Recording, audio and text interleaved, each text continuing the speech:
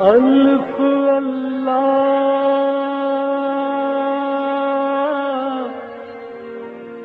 چمبے دل بوٹی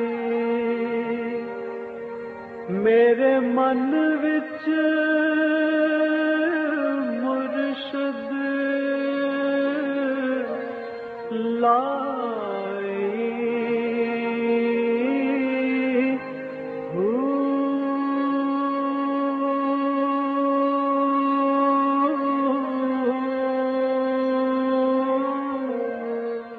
بسم اللہ الرحمن الرحیم۔ السلام علیکم۔ پروگرام المرشد اور میں ہوں منور عتیق۔ ناظرین محترم، آپ کے سوالات ہیں اور رہنمائی کے لیے ہمارے ساتھ موجود ہیں ہمارے بہت ہی محترم جناب حضرت امیر محمد اکرم اوان صاحب۔ آپ سلسلہ نقشبندیہ و ویسیہ کے شیخ ہیں، مترجم قرآن ہیں، مفکر قرآن ہیں، شاعر ہیں، ادیب ہیں، بہت سے حوالے ہیں آپ کے تعارف کے۔ حضرت جی بہت شکریہ، آپ نے وقت دیا۔ سوالات کا سلسلہ شروع کرتے ہیں جاوید لاہور سے۔ یہ بڑا ایک کامن سا سوال ہے اور بڑا اچھا سوال ہے۔ یہ کہتے ہیں کیا مرشد کے لیے سید ہونا ضروری ہے یا اس کے علاوہ بھی کوئی مرشد ہو سکتا ہے، یا جس کو عام اصطلاح میں یہ کہا جاتا ہے کہ جی پیر، کہ میں نے پیر پکڑ لیا یا میں نے بیعت کر لی۔ الحمدللہ رب العالمین والصلاة والسلام علی حبیبہ محمد وآلہ وصحبہ اجمعین۔ اعوذ باللہ من الشیطان الرجیم، بسم اللہ الرحمن الرحیم۔ ایک سادہ سی بات، سید کا معنی ویسے تو سردار ہے، جو بھی کسی قوم کا ساتھ سردار ہو، لیکن یہ لقب نبی کریم صلی اللہ تعالیٰ علیہ وآلہ وسلم کی اولاد کے لیے مختص کر دیا گیا۔ صحیح، یعنی آپ کی آگے جو اولاد چلی انہیں سید کہا گیا۔ تو حضرت علی کرم اللہ وجہ الکریم چوتھے خلیفہ بھی تھے اور سارے عالم اسلام کے سربراہ بھی تھے اور شیخ بھی تھے، پیر بھی تھے، سب کچھ تھے۔ صحیح، تو وہ سید تو نہیں تھے، صحیح، حضور اکرم صلی اللہ علیہ وسلم کی اولاد سے تو نہیں تھے۔ صحیح، ان کی اولاد سید ہے، ٹھیک ٹھیک ٹھیک، حسنین کریمین سید ہیں، بالکل صحیح، بالکل صحیح، نبی کے وسلم کی اولاد سے ہیں اور حضور نے انہیں اپنایا، اولاد ہیں، لیکن حضرت علی اولاد تو نہیں تھے۔ صحیح، تو پھر اتنے بڑے پیر جب سید نہیں تھے کیا بات ہے، تو چھوٹے چھوٹے پیروں کے لیے کیا سید بات، ہونا کیا زبردست۔ پیر کے لیے شرط یہ ہے کہ پیر اس لیے اختیار کیا جاتا ہے یا شیخ کہ میری اصلاح ہو، صحیح، تو وہ بندہ اس قابل ہو کہ آپ کی اصلاح کر سکے اور بیعت ہونے کے بعد آپ محسوس کریں کہ میرا کردار مثبت ہو رہا ہے، بالکل اچھی تبدیلیاں آ رہی ہیں، دین سے واقف ہو رہا ہوں اور دین پر عمل کی توفیق ہو رہی ہے۔ صحیح، تو وہ کسی ذات کا ہونا، کسی ذات کا ہو اور شرط اس کے پاس علم ہونا ضروری ہے، علم ہونا، عمل ہونا ضروری اور ہے، یہ استعداد ہونا کہ اس علم کو آپ تک منتقل کر سکے اور آپ کو دے سکے۔ بالکل صحیح بات۔ ایک اور سوال حضرت جی، یہ بھی بڑا زبردست سوال ہے، سہیل انور ہیں گجرانوالہ سے۔ یہ کہتے ہیں جی کہ اگر کوئی شخص اپنی زندگی بھر کی کمائی، حرام کی کمائی، اس سے اپنا گھر بناتا ہے، اس سے اپنی فیکٹری بناتا ہے، کاروبار چلاتا ہے، اور پھر کسی لمحے اسے خیال آتا ہے کہ وہ توبہ کر لے، اور پھر وہ توبہ کر لیتا ہے، اس کے بعد وہ اس گھر میں ہی رہ رہا ہے جو اس نے حرام کی کمائی سے بنایا تھا، اور اسی فیکٹری سے کھا پی رہا ہے، اس کے ضروریات زندگی اسی فیکٹری سے چل رہے جو حرام کی کمائی سے بنی تھی، تو اس کو کیا کرنا ہوگا؟ کیا وہ بیوی بچوں کو لے کے فٹ پاتھ پہ آ جائے، سب کچھ چھوڑ دے، یا کیا کرے وہ؟ توبہ سے مراد یہ ہے کہ جو ہو چکا وہ ہو چکا، صحیح، آئندہ نہ کرے، بالکل صحیح، رک جائے۔ ٹھیک، اب جو ہو چکا اس میں اگر وہ کہتے ہیں جی حرام کی کمائی ہے، تو اس نے کسی سے چھینا ہے یا کسی سے دھوکے سے لیا ہے اور وہ جانتا ہے کہ وہ فلاں بندہ ہے، تو اسے چاہیے کہ اس کی رقم اسے واپس کر لوٹا دے۔ ٹھیک، لوٹا دے۔ بالکل صحیح۔ اگر علم ہی نہیں ہے، پتہ ہی نہیں ہے کہاں سے آئی، کیسے لی، کس طرح لی، تو یہ معاملہ اللہ کریم کے پاس ہے، وہ اس کا وعدہ ہے جو خلوص سے توبہ کرے گا میں اسے معاف کر دوں گا، جن سے زیادتی ہوئی ہے ان کا وہ خود ازالہ فرما دے گا۔ بالکل یہ صحیح، تو اس کا کرم اس کا ہے۔ کرم ہے۔ آپ دیکھیں نا دنیا میں بھی اب ایک قتل ہو جاتا ہے، وہ رسادیت پہ راضی ہو جاتے ہیں، خون بہا لے لیتے ہیں صحیح، اور راضی ہو جاتے ہیں۔ تو اگر آخرت میں کسی کے ایسے کوئی طالب رہ گئے جن کا وہ دیندار تھا اور اللہ نے اسے معاف کر دیا، تو اللہ پتہ نہیں انہیں کتنے انعام دے گا، وہ شاید اس پہ راضی ہو جائیں۔ بالکل صحیح، تو یہ معاملہ اللہ کے پاس ہے، بالکل صحیح، اسے فٹ پاتھ پہ نہیں آنا، وہ اپنا کام کرے، کرتا رہے، آئندہ اس میں آئندہ اس میں حلال اور جائز کرے، بالکل گزشتہ کی معافی مانگتا رہے، جو ممکن ہو صدقات کرے، غریبوں کو دی، اور جن لوگوں سے پیسہ لیا انہیں کم از کم ایصال ثواب کرتا رہے جو دنیا سے گزر چکے ہیں۔ اور اگر اس کے علم میں ہے کہ کچھ دنیا میں موجود ہیں تو ان کی رقم واپس کرے، لوٹا دے، آخر ادھر سے کما رہا ہے، آہستہ آہستہ لوٹاتا ظاہر ہے۔ ہے۔ اور دوسرا کہ اگر اس کو وہ لوگ نہیں مل رہے تو پھر وہ خیرات صدقات سے صدقہ خیرات کر کچھ کے ایسے لوگوں کی مدد کر سکتا ہے کہ جو پریشان ہیں، جو غیر پریشان حال لوگوں کی مدد کر کے ایصال ثواب انہیں کرتا رہے۔ بالکل صحیح۔ لیکن اگر اس میں بھی پھر وہی بات آتی ہے کہ خلوص ہونا چاہیے۔ ہاں بالکل۔ قصدن اگر وہ یہ کرے کہ جی میں پہلے حرام کما کے اور بعد میں توبہ کر لوں گا تو وہ نہیں، توبہ کی امید پہ گناہ کرنا جائز نہیں، جائز نہیں ہے۔ بالکل کیا صحیح، پتہ توبہ کی فرصت ملے گی یا موت پہلے آ جائے گی۔ اللہ اکبر، اللہ اکبر۔ اچھا حضرت جی ایک اور سوال ہے، یہ بھی بڑا کامن سا سوال ہے۔ ملک ضیاء ہیں اسلام آباد سے، یہ کہتے ہیں کہ کیا نبی پاک صلی اللہ علیہ وسلم کے وسیلے سے اللہ تعالیٰ سے مانگنا جائز ہے، مانگنا چاہیے؟ وسیلے سے مانگنا اصولاً جائز ہے، ٹھیک ہے، اور فرق پڑتا ہے۔ آپ دیکھیں ہم یہاں دعا کرتے ہیں، یہ بھی اللہ کی زمین ہے، ہم پاک قالین پہ بیٹھے ہیں، اللہ کا ذکر ہی کر رہے ہیں، لیکن اگر ہم مسجد میں کرتے ہیں تو کیا وہ اس سے بہتر نہ ہوگا؟ ظاہری بات ہے، اسی طرح یہی وسیلہ ہے نا، مسجد اس کی بہتری کا وسیلہ بن گئی۔ بالکل صحیح، بخاری شریف میں موجود ہے کہ 3 لوگ تھے، وہ ایک غار میں، بارش کے وقت انہوں نے غار میں پناہ لی، تو بارش سے ایک بہت بڑی چٹان پھسلی، وہ غار کے دروازے کے آگے، تو نکلنے کا راستہ نہ رہا۔ اب جب انہوں نے باہر نکلنا چاہا، بارش وغیرہ تھم گئی تو کوئی راستہ ہی نہیں تھا، اور چٹان اتنی بھاری تھی کہ وہ اسے ہلا ہی نہیں سکتے تھے۔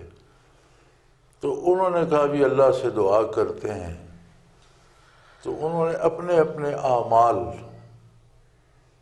ایک نے جو نیکی کی تھی اس کے خیال میں اس نے اس کا واسطہ دیا، اس کا وسیلہ اختیار کیا کہ اس کے وسیلے سے میرا، دوسرے نے اپنی کوئی نیک عمل کا وسیلہ دیا، تیسرے نے اپنے کسی، تو وہ چٹان ہٹ گئی، راستہ بن گیا۔ صحیح، اب اعمال بھی تو مخلوق ہیں، بالکل صحیح، بالکل تو صحیح، مخلوق کا وسیلہ تو آ وسیلہ گیا۔ آ گیا، بالکل آ گیا، پھر نبی کریم صلی اللہ علیہ وسلم کا وسیلہ تو سب سے اعلیٰ ہے کوئی اور شک نہیں، بہترین ہے، بالکل اور صحیح، وسیلہ تو ضرور اختیار کیا جائے، لیکن یہ بھی دھیان رکھا جائے کہ حضور کی اطاعت بھی کی جائے۔ بالکل صحیح، عملی زندگی میں آپ اطاعت نہیں کرتے، مصیبت پڑتی ہے تو وسیلہ کرنے لگتے ہیں، تو وہ بھی بے نیاز ہے، وہ جانتا ہے کہ تمہیں وسیلے سے تعلق کتنا ہے۔ صحیح بات ہے، صحیح بات ہے۔ اچھا یہ بھی ایک بڑا عام یہ سلسلہ چل نکلا ہے، جب گھر میں کوئی پریشانی آتی ہے، کوئی مصیبت آتی ہے، تو پھر کسی کے کہنے پہ سورہ یاسین بھی پڑھی جاتی ہے، سورہ بقرہ بھی پڑھی جاتی ہے، لیکن اپنے طور پہ اس کو اس اطاعت کے حوالے سے وہ نہیں کیا گزارش جاتا۔ یہ ہے جی کہ مصیبت کے وقت بھی اللہ کا یاد آ جانا اچھی بات ہے، لیکن قرآن کریم نے یہ صفت مشرکین کی بتائی ہے اچھا، کہ جب یہ پھنس جاتے ہیں، کوئی مصیبت آتی ہے تو مجھے پکارتے، جب میں مصیبت دور کر اللہ دیتا ہوں اکبر، تو پھر دوسروں کو پھر پکارنے لگ جاتے ہیں۔ بالکل صحیح، تو بالکل یہ صحیح، نہیں ہونا چاہیے۔ اگر مصیبت کے وقت آپ نے قرآن پڑھنا شروع کیا ہے یا دعا مانگنی شروع کی ہے تو مصیبت ٹل جائے تو پھر شکر بھی تو کریں، شکر بھی کریں، پھر شکر بھی کریں اور اس کو اور کنٹینیو کریں۔ شکر کی بہترین صورت عملی اطاعت ہے۔ سبحان اللہ، آپ عملاً اطاعت نہیں کرتے، زبانی الحمدللہ الحمدللہ کہتے رہیں تو وہ تو شکر نہیں ہے، ناشکری ہے کہ آپ اطاعت نہیں کرتے۔ بالکل اطاعت نہ کرنا ناشکری ہے، تو اچھی بات ہے، مصیبت اگر پہلے اللہ یاد نہیں، مصیبت میں یاد آ گیا تو اچھی بات ہے، لیکن پھر وہ مشرکوں والا رویہ نہ ہو کہ مصیبت کٹ جائے تو بھول جائے. صحیح. مصیبت کٹ جائے تو پھر اس پہ قائم رہے، اور یاد اللہ کو اور نماز روزے کو اور اطاعت کو قائم رکھے، تو پھر تو ایک بڑا اچھا طریقہ ہے. وہ مصیبت اس کے لیے تو راحت بن گئی، تبدیلی کا سبب بن گئی. لیکن ہوتا یہ ہے کہ ہم مصیبت میں بھی خود نہیں پڑھتے، جی ہاں، وہ بھی کسی اور کی ذمہ داری لگا دیتے اور ٹھیک ہو جائے تو بھول بھال جاتے ہیں. تو یہ رویہ مشرکین کا ہے، کفار کا ہے. بالکل صحیح بات ہے. بلکہ وہ بھی یہ ہم نے رکھے ہوتے ہیں، لوگ رکھے ہوتے ہیں کہ یہ پیسے لے لیں جتنے مرضی، لیکن یہ پڑھنے پڑھانے والا کام آپ ہی کریں. یہ ہمیں کوئی مسئلہ نہیں ہونا چاہیے، پریشانی نہیں ہونی چاہیے، پیسوں کی فکر نہیں ہے، وہ آپ لے لیں. محمد اویس ہے لاہور سے، یہ کہتے ہیں جی کہ میرا ایک دوست ہے جس کے گھر کے حالات ٹھیک نہیں تھے، کافی پریشانیاں تھی، تنگ دستی تھی، لیکن اس وقت اس کے جو پیرنٹس ہیں وہ اس کو باقاعدہ طور پہ حلقہ ذکر میں بھیجا کرتے تھے. اب اللہ تعالیٰ نے ان پہ کرم کیا اور اس ذکر کی وجہ سے، اس کی برکت کی وجہ سے ان کے حالات بہت ٹھیک ہو گئے ہیں. اب وہ امیر لوگوں میں شامل ہو گئے ہیں. لیکن اب ان کے جو اس دوست کے جو پیرنٹس ہیں وہ اس کو حلقہ ذکر میں جانے سے روکتے ہیں، اور وہ کہتے ہیں کہ ذکر گھر میں بھی ہو سکتا ہے، وہاں جانے کی ضرورت نہیں ہے. کیا اس کو اپنے پیرنٹس کے کہنے پہ رک جانا چاہیے یا جانا چاہیے؟ کیا اس کے حوالے سے حکم ہے؟ والدین کی بہت عظمت ہے، بہت عزت ہے، اور والدین اگر خدا نہ کرے غیر مسلم بھی ہوں تو بھی والدین ہونے کی حیثیت ان کی قائم رہتی ہے. ان کا احترام ہے، ان سے اخلاق سے بات کرے، کوئی ایسی بات نہ کرے جو ناپسندیدہ ہو، لیکن اللہ کے احکام کے مقابلے میں کسی کی اطاعت نہیں کی جائے. بالکل صحیح، بالکل صحیح. ذکر کرنا اللہ کا حکم ہے. وہ کاروبار سے روکتے ہیں، سوال جا کر نہ کرو، گھر بیٹھ کر بھی ہو سکتا ہے. بالکل صحیح. اور کسی کام سے تو نہیں روکتے. تو اب سکول جانے سے روک دو جی، گھر بھی پڑھا تو جا سکتا ہے، سکول جانے کی کیا ضرورت کیا ہے؟ بالکل صحیح ہے. کتابیں ساری گھر بھی پڑھی جا سکتی ہیں، کالج جانے کی کیا ضرورت ہے؟ اور پیرنٹس نے ہو سکتا ہے کہ ایم اے پی ایچ ڈی بھی کی ہو گھر میں، اور وہ گھر میں اچھا پڑھا سکتا ہے. اور جو آدمی کالج جاتا ہے وہ اس قابل ہوتا ہے کہ کتاب خود پڑھ سکے. لیکن انسٹیٹیوشنز ادارے ہوتے ہیں. بالکل صحیح. اور اداروں کے بغیر بات نہیں بنتی. اسی طرح ذکر کے بھی مراکز ہیں، کوئی ذکر کروانے والا ہے، کہیں سے برکات آتی ہیں. تو میں پہلے جو عرض کر چکا ہوں کہ ہمارا مزاج وہ اس طرح سے ہو رہا ہے جس طرح غیر مسلموں کا ہوتا ہے کہ مصیبت آئی تو اللہ اللہ کرنے لگ گئے، گزر گئی تو بھول گئے. تو یہ نہیں ہونا چاہیے. بالکل صحیح. اسے جاری رکھنا چاہیے. اگر انہیں دنیا کا فائدہ کسی کام سے ہوتا تو کیا اسے چھوڑ دیتے؟ بس وہ شاید آپ ان کو دنیا کا فائدہ اس طرف نظر آ رہا ہے، اور وہ کیونکہ اب وہ ان کی ایک آنر بن گیا، اب دین کو وہ اپنے معیار کے خلاف سمجھ. اچھا، یہ بڑی عجیب بات ہے حضرت جی، مجھے بڑی حیرت ہوتی ہے. اور میں بعض اوقات جب ایسے طبقے میں یا ایسے لوگوں میں بیٹھتا ہوں تو بڑا حیران ہوتا ہوں. وہ سمجھتے ہیں کہ ہم مسجد جائیں گے تو ہمارا احترام کم ہو جائے گا، کہ یہ تو مسیحتل ہے اور یہ عام آدمی ہے. اور پھر ایک روٹین بن گئی حضرت جی کہ لوگ لیٹ نائٹ سوتے ہیں اور پھر دوپہر میں اٹھتے ہیں یا اس کے بعد اٹھتے ہیں، اور پھر ناشتہ ہو رہا ہوتا ہے. مطلب اس وقت جب لوگ کام ختم کر کے گھروں کو جا رہے ہوتے ہیں، وہ باہر نکل رہے ہوتے ہیں. ایک وہ دور تھا کہ، اور اب بھی الحمدللہ ہم جیسوں کے گھروں میں ابھی بھی جب ہماری آنکھ کھلتی ہے تو اس میں والدہ کے قرآن پاک پڑھنے کی آواز ہمارے کانوں میں آتی ہے اور ہماری آنکھ کھل جاتی ہے. تو یہ جب میرا بھی ایک گاؤں سے تعلق ہے، جب گاؤں میں تھے تو یہ ہر گھر میں ایسا ہوتا تھا کہ آواز آ رہی ہوتی تھی قرآن پاک. اب نہیں ہوتا. اب پتہ نہیں کیا لوگوں کو ہو گیا ہے اور کیا کس طرف ہم جا رہے ہیں. بد نصیبی ہے جی، کیا اس میں کوئی بڑائی تو نہیں ہے. بد نصیبی اصل ہوا یہ ہے کہ ہم بڑی رٹ لگاتے ہیں آزادی آزادی آزادی کی. آزادی ہمیں ملی نہیں، ہم ابھی تک آزاد ہیں. صحیح. ہم ابھی تک انگریزی تہذیب کے غلام ہیں، اس میں جکڑے ہوئے۔ بالکل صحیح۔ اور ہم یہ سمجھتے ہیں کہ جو اقوام مغرب کرتی ہیں وہ کیا جائے تو اس میں بڑی عزت اور بڑی آنر ہے، تو ہم اس طرف آگے جا رہے ہیں۔ صحیح۔ اور دین میں ہم سمجھیں یہ تو غریبوں کا اور عام لوگوں کا کام ہے، اگر اس طرح کریں گے تو ہم تو عام آدمیوں کی طرح ہو جائیں۔ جی ہاں، تو یہ مصیبت ہے، اللہ کریم اس سے نجات نجات، اللہ تعالیٰ نجات دے جی۔ اور ایک وقفہ لے لیں جی۔ ناظرین، آپ بھی اگر اپنا کوئی سوال ہمیں بھیجنا چاہیں تو آپ اسکرین پہ ہمارا ایک نمبر بار بار ابھرتا ہے، نوٹ کر لیجئے، 0333495521۔ اس پہ آپ ہمیں اپنا میسج بھیج سکتے ہیں، SMS کر سکتے ہیں۔ اسی طرح سے ہمیں میل کر سکتے ہیں آپ almurshid313@hotmail.com۔ اس پہ آپ ہمیں ای میل کریں، آپ کا سوال ہم ضرور شامل کریں گے اس پروگرام میں۔ ایک مختصر سا کمرشل بریک لیتے ہیں، اس کے بعد حاضر ہوتے ہیں، ہمارے ساتھ رہیے گا۔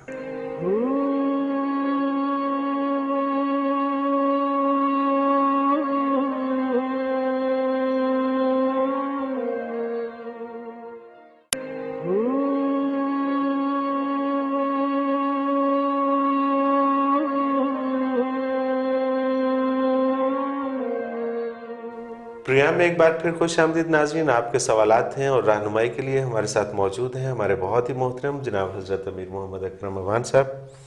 حضرت جی، نام نہیں لکھا انہوں نے، شہر کا نام بھی نہیں لکھا، اور یہ سوال بھی میری نظر سے پہلی دفعہ گزر رہا ہے کہ حضرت علی کرم اللہ وجہہ نے جنات سے جنگ کیسے لڑی؟ میں نے تو آج تک نہ پڑھا ہے نہ سنا ہے ہاں، میرے بھی کہیں جنات سے جنگ ہوئی ہو، اور نہ کوئی ایسا تاریخی واقعہ۔ حضرت علی کرم اللہ وجہ الکریم تاریخ اسلام کے ایک درخشندہ ستارے ہیں، اور آپ کی ایک ایک حرکت و سکون جو ہے وہ تاریخ نے ضبط کی ہے، بالکل ایسے ہی ہے، اور امت کے رہنما ہیں۔ تو کوئی ہم نے تو ایسا کوئی، یہ تو میرا خیال ہے یہ جو بناوٹی پیر ہیں اور جنات کے عامل ہیں، ان کی کوئی داستانیں بنائی ہوئی کہانیاں ہیں، کیونکہ میری نظر سے بھی ایسا ان کی کوئی اصل نہیں ہے، اور انسانوں اور جنوں کی جنگ کبھی بعثت علی کے بعد کہیں بھی نہیں ہوئی۔ بالکل صحیح۔ اچھا جی، کچھ ہمارے پاس یہ ہم اگلے سوال سے پہلے شامل کرتے ہیں۔ یہ دانش لاہور سے ہیں، یہ کہتے ہیں یہ پروگرام بہت اچھا ہے، میرے کچھ پریشانیاں اس کے لیے دعا کیجیے۔ ذیشان نے، ان کو روزگار کا مسئلہ ہے، یہ بھی کہتے ہیں دعا کیجیے۔ ناز قیوم ہے لاہور سے، ان کا بیٹا بیمار ہے، سلمان نام ہے اس کا، اس کے صحت کے لیے دعا کیجیے، اور کہتی ہیں کہ میرے لیے بھی دعا کیجیے۔ شکیلہ ہیں حیدرآباد سے، یہ کہتی ہیں مجھے ڈر لگتا ہے، جن عورتیں اور بچے بن کر مجھے ڈراتے ہیں، میرے لیے دعا کیجیے۔ یہ آپ دعا کر دیجیے جی، اللہ تعالیٰ ان کو ان چیزوں سے نجات دے۔ احمد رضا چکوال سے، یہ کہتے ہیں کہ جی کافی عرصہ سے میرے ذہن میں ایک سوال ہے، پہلی مرتبہ کسی سے پوچھنے کی جرات کر رہا ہوں، اور وہ یہ کہ یوم حشر سزا و جزا کا فیصلہ اعمال کی بنیاد پر ہوگا، پھر شفاعت فرمانے کا کیا مطلب ہے؟ شفاعت فرمانے کا یہ مطلب ہے کہ جن لوگوں کا ایمان سلامت ہوگا گناہگار ہوں گے، ایمان ہی نہیں تو شفاعت سے تو محروم ہو گئے۔ صحیح، عقیدہ درست ہے، ایمان پر موت ہوئی، اعمال میں کمی ہے، تو ایسے لوگوں کی انبیاء علیہ السلام، اولیاء اللہ، بعض کی اپنے چھوٹے بچے معصوم جو فوت ہو جاتے ہیں، بعض کے جو مشاہد نیک لوگ ہوتے ہیں، صحیح، آپ سے قرآن جس طرح سے تو وہ سفارش کریں گے کہ یا اللہ اس سے غلطیاں ہوئی، اسے معاف کر دے، واقعی اللہ کی مرضی۔ تو شفاعت سے مراد یہ ہے کہ جس کا عقیدہ ہی دنیا میں ختم ہو گیا، اسلامی صحیح عقیدہ ہی نہیں، وہ تو شفاعت سے محروم ہو۔ اچھا، جس کا عقیدہ، اچھا عقیدے میں، اور کہتے ہیں کہ جو کلمہ گو ہے، جس نے ایک دفعہ کلمہ پڑھ لیا ٹھیک ہے، وہ جنت میں جائے گا، بالآخر وہ جنت میں جائے گا۔ لیکن کلمہ گو ہونے کا مطلب یہ ہے کہ اس کے دل کو اس کلمے پہ یقین بھی ہو۔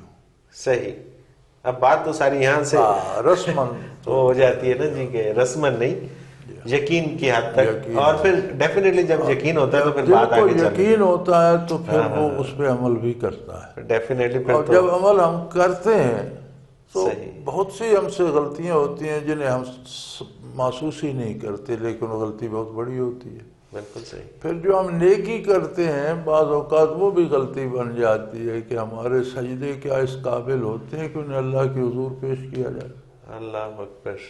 یہ بہت سی چیزیں ہوتی ہیں جن میں ہمیں پھر کسی کی مدد یا سفارش کی ضرورت پڑے گی کہ یار کمزور بندہ تھا، جو کر سکا اس نے کر دیا، تو اسے معاف کر رہے۔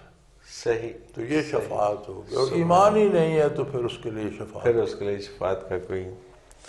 نذیر رانا یہ پنڈی بھٹیاں سے یہ کہتے ہیں کہ یہ مولانا صاحب ایک عامل اور کامل میں کیا فرق ہے؟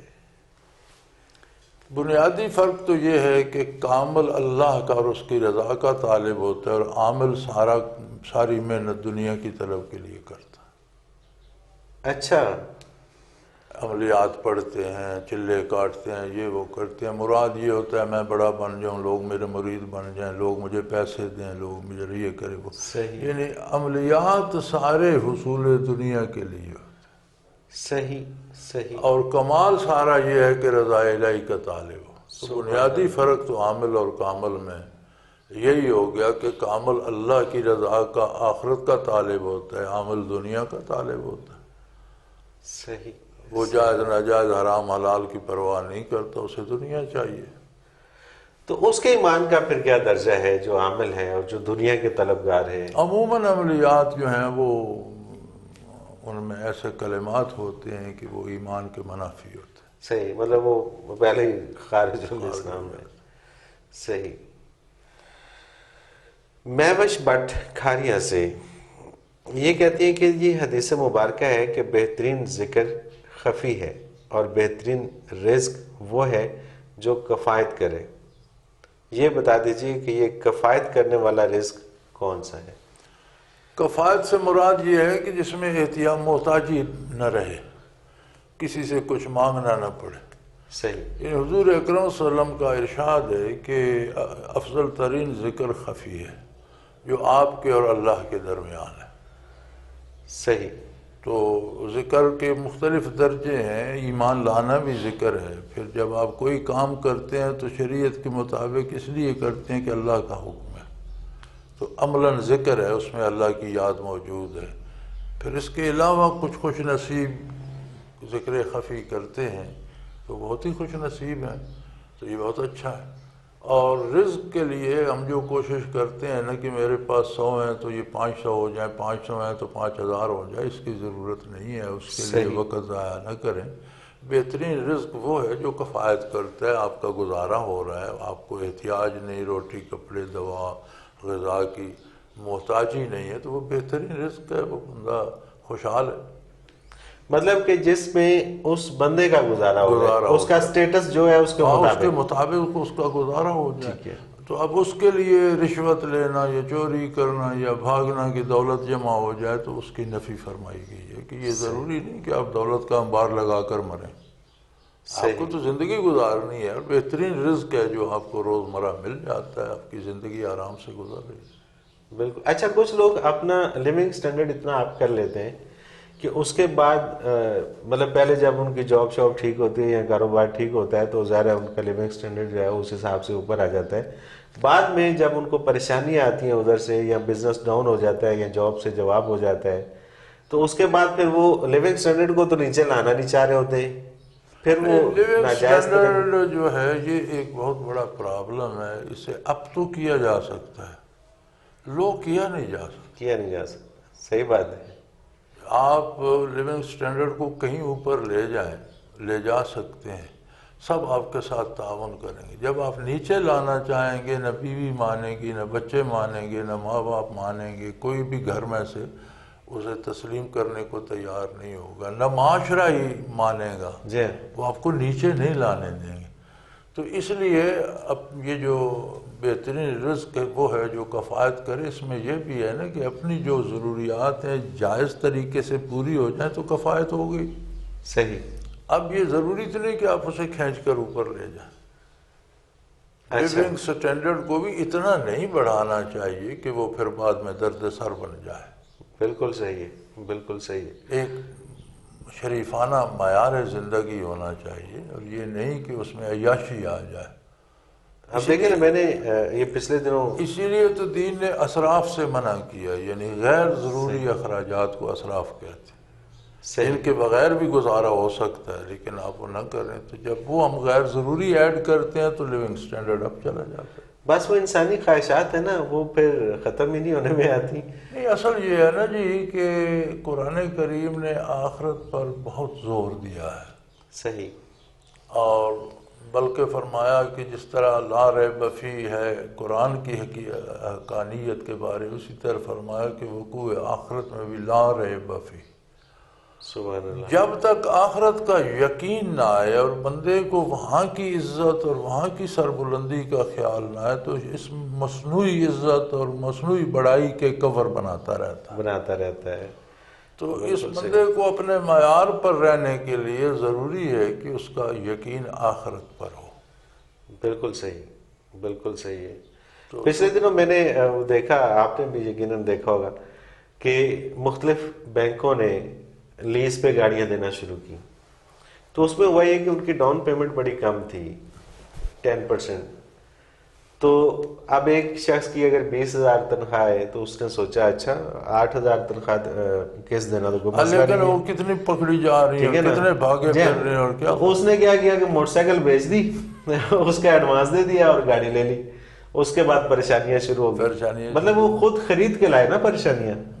اگر وہ اس پہ کفایت کرتے، اس پہ اگر وہ رہتے، قناعت کرتے، تو پھر تو مسئلہ نہیں تھا۔ وہ کوئی ڈبہ لے کے جا رہا تھا، کسی نے پوچھا کہاں جا رہے ہو، کہ تیل لینے۔ تیل کیا کرو گے؟ کہ گاڑی خریدی تھی۔ پھر کیا ہوا؟ گاڑی رین رکھ کے تو گیراج بنایا، اب گیراج رین رکھ کے تیل لینے جا رہا۔ بس یہی ہوتا ہے، اس کی ضرورت کیا ہے؟ تو بہت ساری اس کا مطلب ہے پریشانیاں ہم خود پالتے ہیں، خود دعوت دیتے ہیں، خریدتے ہیں۔ جو آپ کے دائرہ کار میں یا آپ کی جو آپ کی انکم ہے اس کے اندر نہیں ہے، اسے کیوں آپ چھیڑتے؟ بالکل صحیح بات ہے۔ اللہ نے آپ کو دیا ہے تو اس کے اندر ضرور کریں، صحیح، لیکن جتنی اپنی حیثیت ہے اس کے معیار کے مطابق کریں۔ اور یہ ہونا تو یہ چاہیے نا کہ یار جیسا میں ہوں، اگر اس حلیے میں، اس حالات میں، ان حالات میں اگر آپ کو قبول ہوں تو مجھ سے دوستی کر لو، نہیں تو رہنے دو۔ الحمدللہ جی، میں نے دنیا کے سفر کیے ہیں، جاپان سے ویسٹ کوسٹ امریکہ تک اور چین سے افریقہ تک، صحیح، ساری جگہ پھرا ہوں، شلوار قمیض ویسٹ کوٹ اور پگڑی، صحیح، ماشاءاللہ، پوری دنیا میں لوگ میری عزت کرتے تھے یار۔ صحیح، بالکل صحیح، یعنی وہ اس بات کا احترام دیتے تھے کہ اس کا ایک اپنا حلیہ ہے، اس نے ہماری نقل نہیں کی۔ بالکل صحیح، بالکل بلکہ امریکہ میں مجھے ایک شخص کہنے لگا کہ تم لوگ تو بڑے you are very lucky peoples. میں کہا کیسے؟ کہتا یار اپنی مرضی سے لباس بنوا لیتے ہو، ہمیں تو نمبر ملتا ہے، کارخانے کی بنی ہوئی پتلون ہے، کارخانے کی بنی ہوئی شرٹ ہے، کوٹ ہے، اتنے نمبر کا ہے، اتنے سائز کا ہے، یہ لارج ہے یا یہ میڈیم ہے یا یہ ایکس ایل ہے، کیا ہے، تو وہ ہمیں پہننا پڑتا ہے، ہم تو اپنی مرضی سے کچھ نہیں بنوا سکتے، نہ جوتا نہ کپڑا۔ تو تم تو خوش قسمت لوگ ہو، اپنی پسند کا جوتا بنوا لیتے ہو، اپنی پسند کے کپڑے سلوا لیتے ہو، یار ویری لکی پیپل۔ لیکن وہ بات ساری یہ ہوتی ہے نا کہ جب انسان کو یہ یقین ہو کہ میں جو ہوں، میں خود اپنے آپ میں ایک کمپلیٹ ہوں، اللہ تعالیٰ کا مجھ پہ احسان ہے، اور میں کسی کا محتاج نہیں ہوں، کسی سے مروب نہیں ہوں۔ بلکہ میں تو یہ سمجھتا ہوں کہ اقوام عالم آپ کو احترام دیتی ہیں جب آپ اپنے حلیے میں ہوتے ہیں۔ بالکل صحیح، جب آپ ان کے حلیے میں ہوتے ہیں تو وہ یہ سمجھ منافس، صحیح، ہم میں سے یہ بھی کوئی ہے۔ صحیح، صحیح۔ تو جتنی چادر اتنے پاؤں پھیلانے چاہیے۔ ایاز فاروق جہلم سے، میں بیعت ہونا چاہتا ہوں، مجھے شیخ کامل کی نشانیاں بتا دیجیے۔ دیکھیں، بیعت کی مختلف اقسام ہیں۔ جو بیعت یہ کہہ رہے ہیں غالباً یہ بیعت اصلاح کہہ رہے ہیں۔ بیعت اصلاح ہر اس شخص سے کی جا سکتی ہے جو روزمرہ کی ضروریات سے واقف ہو اور ان پر عمل بھی کرتا ہو۔ صحیح، ضروریات دین سے واقف بھی ہو اور اس پر عمل بھی کرتا ہو، اور آپ کو بتا بھی سکے کہ نماز ایسے پڑھو، روزہ ایسے رکھو، پاکیزہ ہے، ناپاکیزہ ہے، صحیح، اس کی بیعت کر لیں آپ کے لیے وہ بھی کامل ہے۔ بالکل صحیح. اب اس سے آگے اگر کوئی بیعت تصوف وغیرہ کی کرنا چاہتا ہے تو اس کی نشانیاں، اس کی شرائط اور ہیں، لیکن ان کا جو مسئلہ ان کے سوال سے مجھے سمجھ آیا کہ ان کی مراد بیعت اصلاح ہے. صحیح. تو بیعت اصلاح ہر اس بندے سے کی جا سکتی ہے جو خود اصلاح یافتہ ہو، روزمرہ کی ضروریات کا علم رکھتا ہو اور آپ کو بتا سکتا ہو، آپ کی رہنمائی کر سکتا ہو. بالکل صحیح. اور جب اس راستے پہ چل پڑیں گے تو پھر سب کچھ بید کھلتے جائیں گے اور پھر آگے چلتے ہیں. منزل مل جائے گی انشاءاللہ. ناظرین محترم، آپ بھی اس پروگرام میں شامل ہو سکتے ہیں. آپ اسکرین پہ ایک نمبر ہمارا دیکھ رہے ہیں، بار بار ابھرتا ہے، اسے نوٹ فرما لیجئے، 0333495521. اس پہ ہمیں میسج بھیج دیجیے گا. اور اسی طرح سے ای میل کرنا چاہیں تو ہمارا میل ایڈریس اسکرین پہ موجود ہے، almurshid313@hotmail.com.